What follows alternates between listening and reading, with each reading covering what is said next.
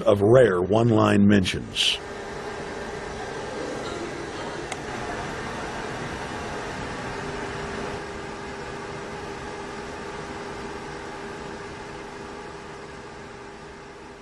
With the rise of the alternative media, their stranglehold on information has begun to slip. On the outskirts of the national capital today, black limousines with darkened windows converged on a hotel where private security guards imposed ironclad control. The limos carried royalty, political power brokers, and industrial titans to a secret meeting that will last all weekend. It's known as the Bilderberg Group. Could their objective be world domination? Every 4 years, Bilderberg meets in North America, and in June of 2006, we decided to travel to Ottawa, the capital of Canada. The site of Bilderberg.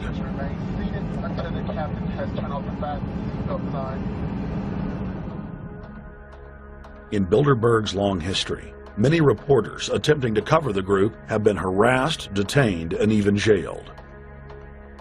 I jokingly reassured my cameramen that the horror stories we'd read about were probably exaggerated. I was wrong. We know reporters get detained at airports, people aren't let in. We know people get sent to the jailhouse for 3 or 4 hours. It happens every time. Well, it happened to Alex Jones this time. They admitted Bilderberg that they've had pressure put on them by the government to heighten security, and that's why all this happened. Yes, I was told that by 2 separate people. They scoured our records for hours yesterday and hours today, trying to find something on us, and of course there was nothing. It was just scary. I mean, I've been all over the world, and I've never seen anything like this. It was like hours of humiliation. And they said, "What are you here for?" And I said, "Well, I'm here to, cover the media, covering a political event. I hope to talk to some members of Parliament." I was answering all the questions. It was clear I wasn't a threat. It was clear I didn't have any criminal record. It was clear I was pressed. It was clear I was coming to interview people. They were going to deny me. They told me earlier that I was probably going to be denied, and then you guys showed up, and everything changed. So what's your plan now?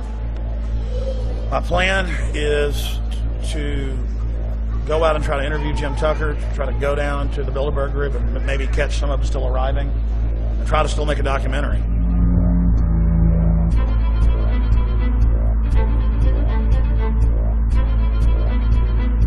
So instead of being here at 8 a.m. in the morning when the Bilderberg Group attendees, the 100 elite of the planet, start showing up, we're going to be getting here about 3:30 or so, and we'll see if we can catch any of the elites coming in.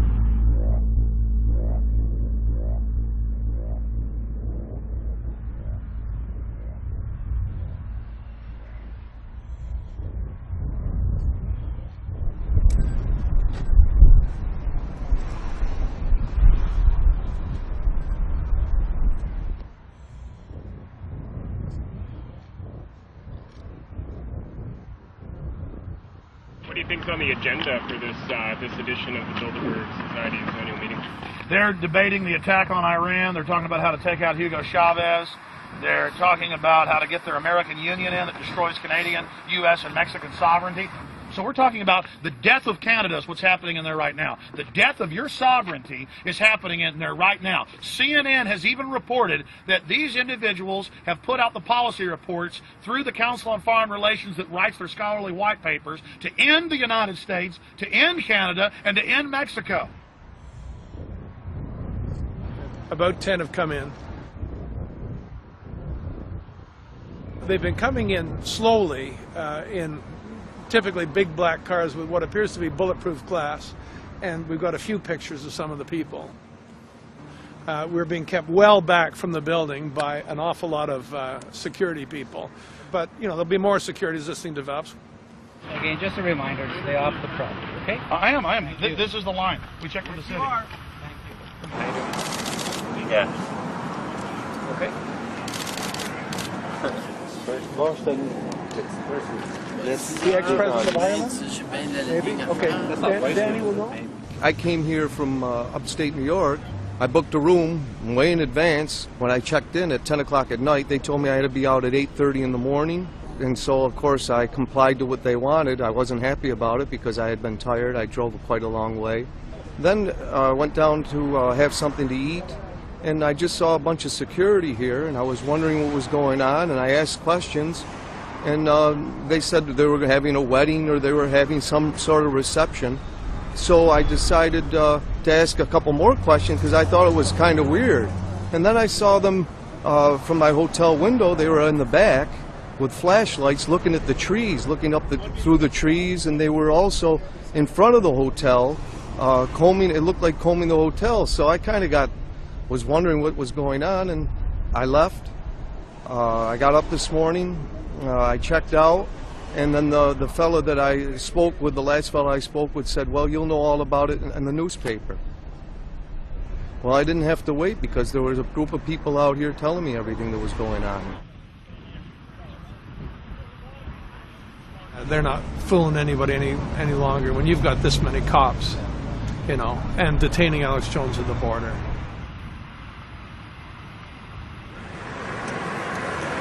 Get them on both sides.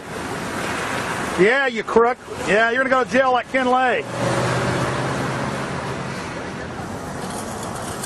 Oh, yeah, there's one right there.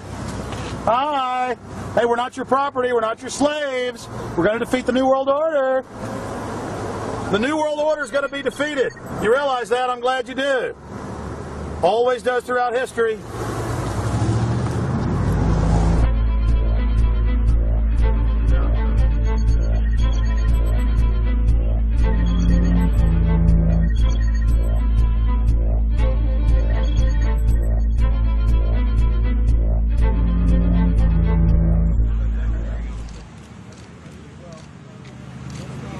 The boss.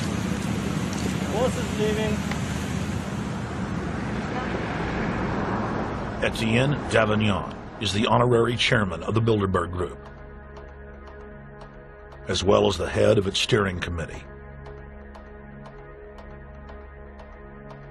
The committee he heads selects and invites each year's attendees.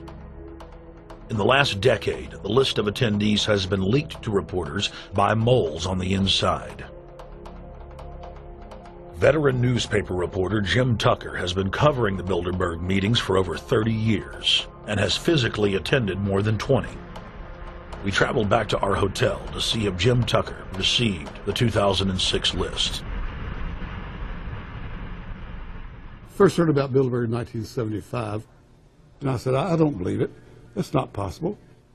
Who in hell's Bilderberg? I spent 20 happy years with metropolitan newspapers. All the wires are clicking at my ear. That could not happen without me knowing about it.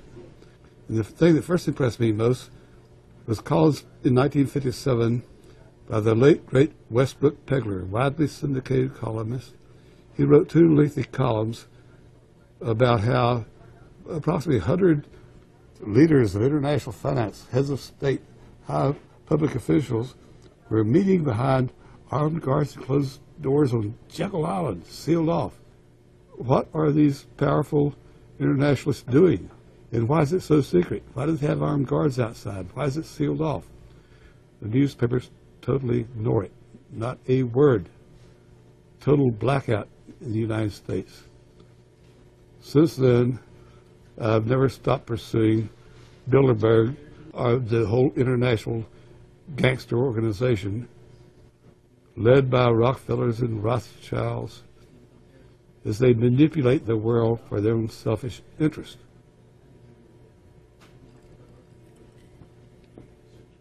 Jim, you've been waiting on the list. You normally get it on the first day.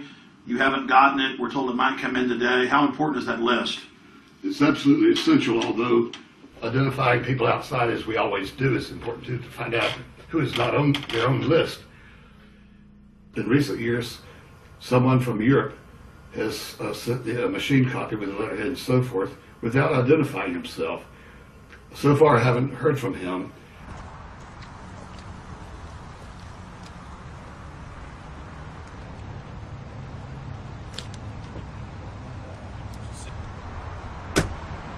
Well, Bilderberg assumed that name in 1954 at their first meeting as Bilderberg at the Bilderberg Hotel. It's a little bit like Shakespeare's As You Like It. They say to Shakespeare, what do you want to call this book? And he says, As You Like It, meaning whatever you want to call it. And they thought it was dictation, so One of his plays is called As You Like It, and the title has nothing to do with the play. So that's how the Bilderberg came by their name. Now, they had been meeting for half a century. The moneyed class had been meeting, but they decided they have to meet systematically every year, well planned in advance, in addition to maybe other smaller meetings throughout the year. Sure this is the right turn, Jim? No. Let's see if it starts.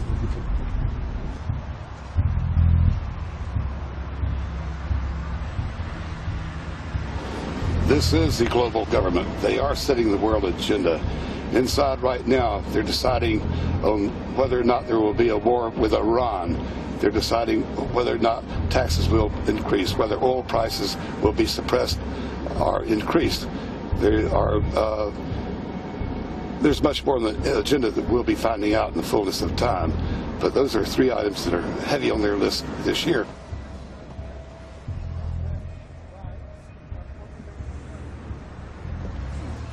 This is Jim Tucker, ladies and gentlemen. 27 years covering these crooks. Tucker, pleasure to meet you. The media said he was crazy, it didn't exist. Now we forced him.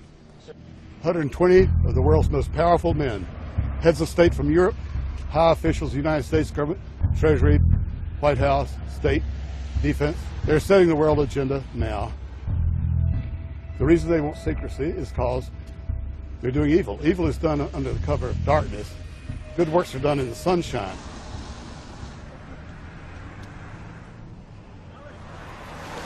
Hi, how you doing?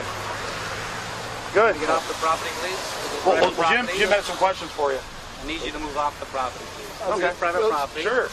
It's a public sidewalk. Oh, yeah, we are cooperating. Thank you. Right onto the sidewalk. Yeah, there's no implication that we aren't Right cooperating. onto the sidewalk and stay there, please. Sure, yeah, thank you. Right. Jim has some questions for you. Again, I need you to stay right on the sidewalk. Yeah. Thank you very much. We actually checked with the city. The property line's actually right here. Also, That's good. Property line's actually right here.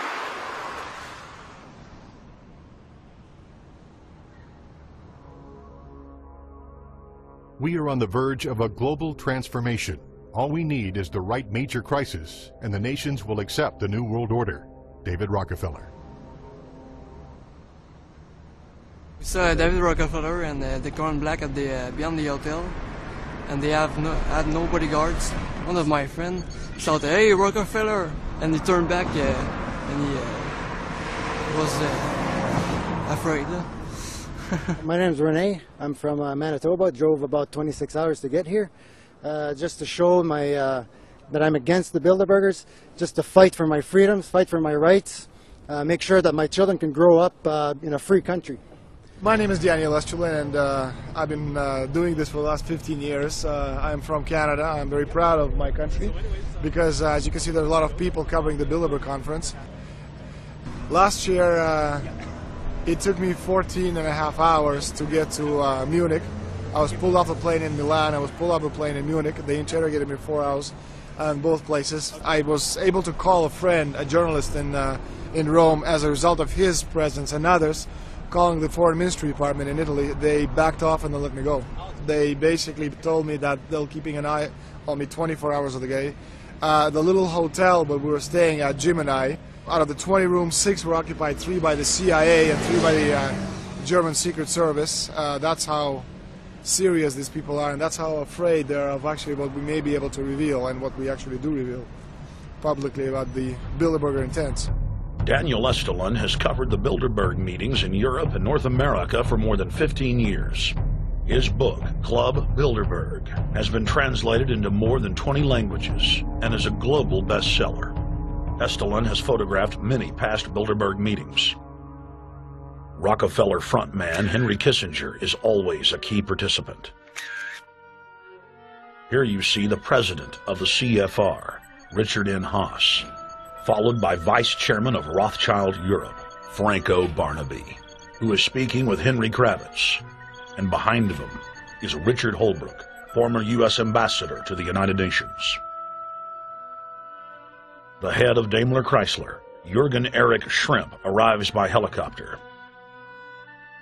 Here, the owner of the Washington Post, Donald Graham, escorts Indra Nooyi, the head of PepsiCo. Queen Beatrix of the Netherlands, whose father, Prince Bernhard, founded Bilderberg, is a leading figure in the